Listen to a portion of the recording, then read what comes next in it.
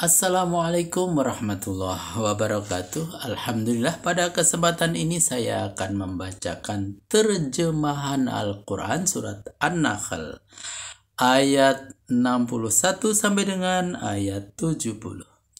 Aku berlindung kepada Allah dari godaan syaitan yang terkutuk dengan menyebut nama Allah yang Maha Pengasih dan Maha Penyayang.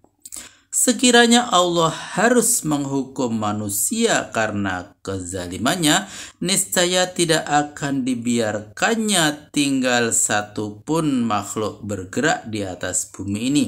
Tapi hukuman mereka ditangguhkannya sampai satu batas waktu yang ditentukan. Bila batas waktu yang dijanjikan itu sudah datang, mereka tidak dapat menundanya agak sesaat pun dan tidak dapat pula mempercepatnya.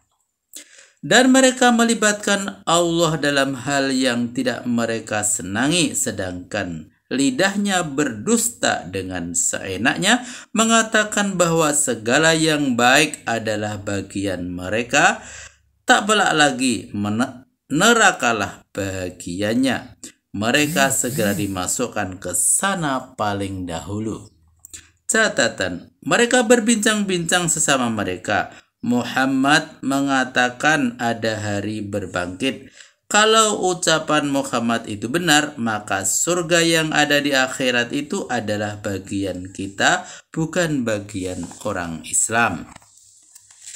Demi Allah, sebenarnya kami telah mengutus para rasul kepada bangsa-bangsa sebelum kamu.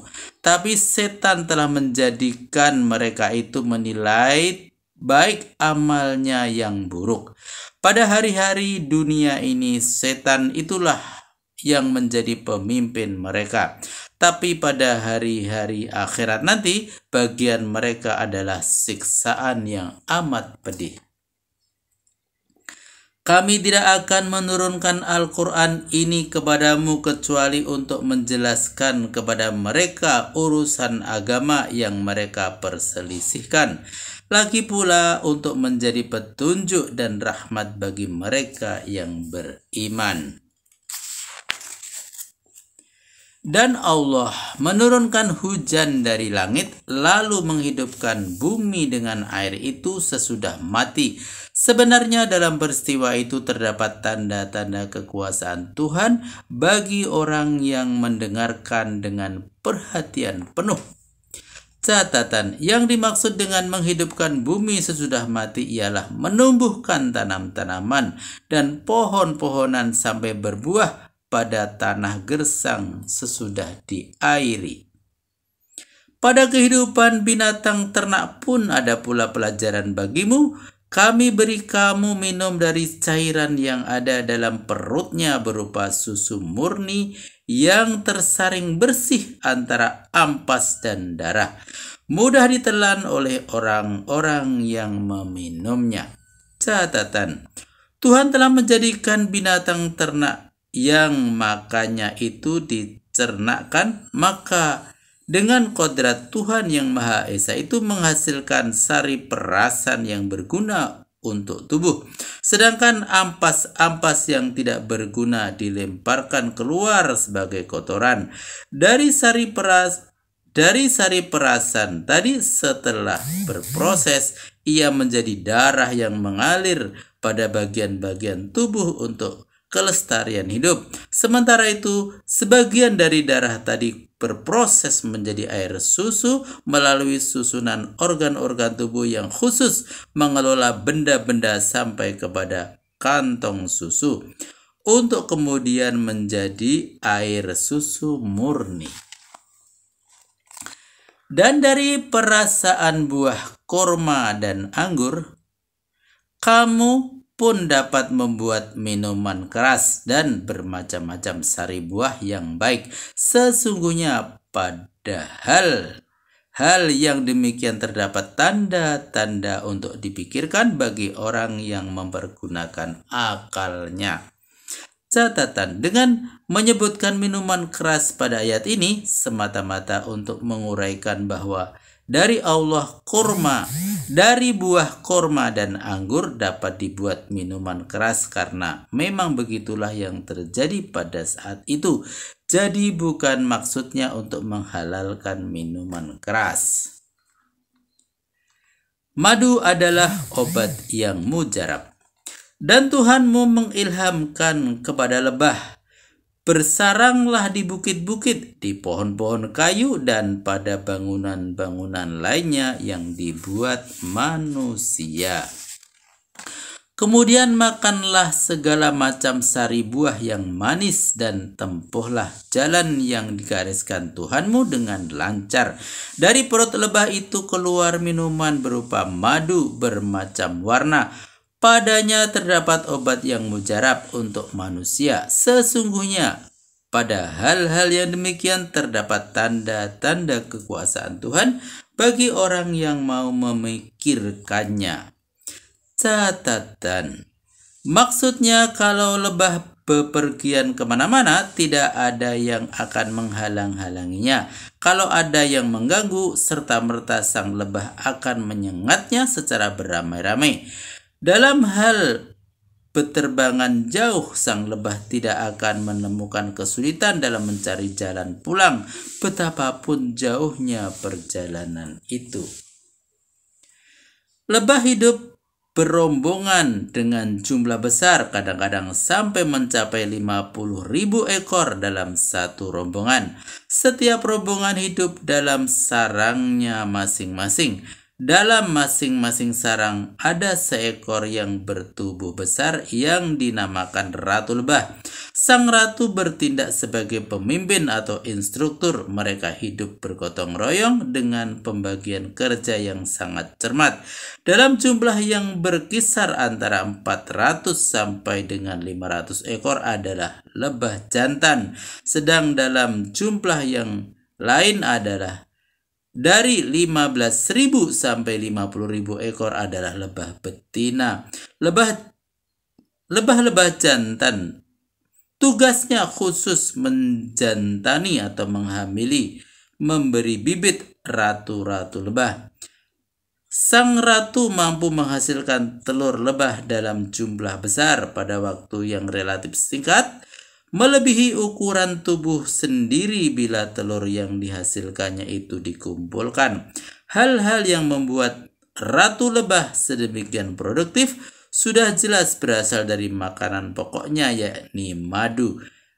Lebah-lebah itu ada yang bernama lebah pekerja, ada yang melayani ratu lebah, ada yang membuat lempengan-lempengan sarang, sedangkan lebah betina melayani lebah-lebah jantan, serta tidak kurang pula jumlahnya yang turun ke lapangan.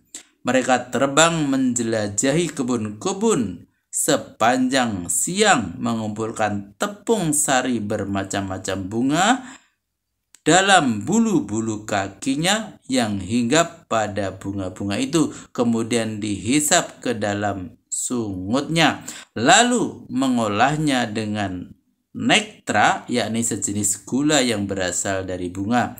Hasil pengolahan sebagian menjadi madu untuk makanan penghuni sarang.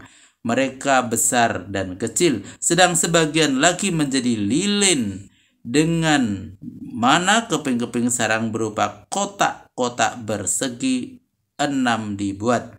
Sebagian dari kepingan sarang itu dipergunakan untuk menyimpan madu dan keping-kepingan yang lain untuk memelihara lebah-lebah yang masih kecil. Para teknisi tidak mungkin mampu membuat kotak-kotak persegi 6 yang begitu rapi susunannya seperti yang dibuat lebah tanpa bantuan alat-alat. Selain dari zat gula yang dapat memenuhi kebutuhan energi bagi kelangsungan hidup manusia, maka dalam madu ditemukan juga seperangkat vitamin dan mineral seperti zat kapur, zat besi, kalsium, magnesium, fosfor, silikon, sulfur, dan natrium yang dibutuhkan tubuh setiap hari agar organ-organ tubuh berfungsi secara sempurna.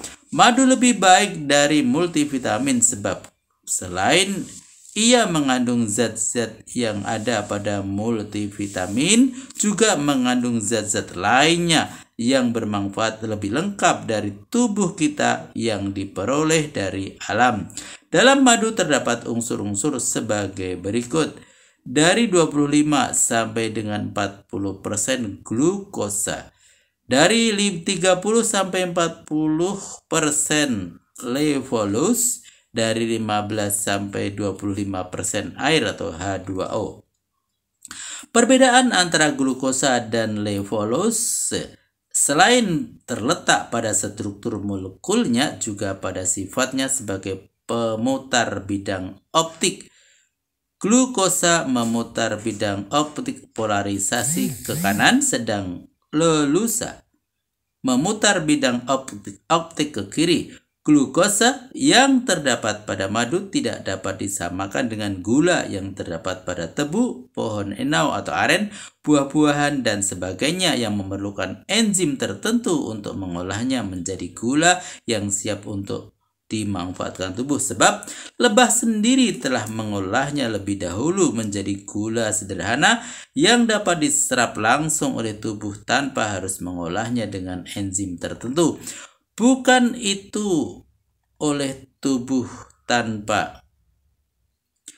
itu saja, sekurang-kurangnya ada 10 macam asam amino esensial yang diperlukan tubuh setiap harinya dalam jumlah tertentu yang dapat dihasilkan sendiri oleh tubuh dari makanan kita sehari-hari. Tapi madu memberi kita asam amino yang lebih lengkap serta siap pakai.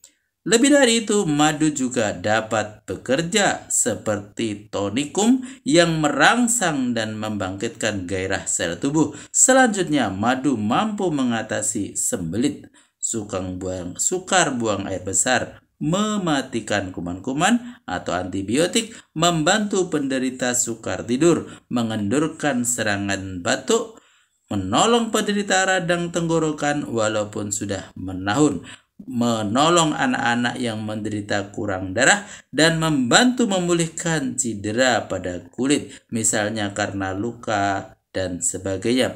Madu juga dapat digunakan sebagai pencahar. Sedang di lain keluhan dapat juga digunakan untuk mengurangi mencret.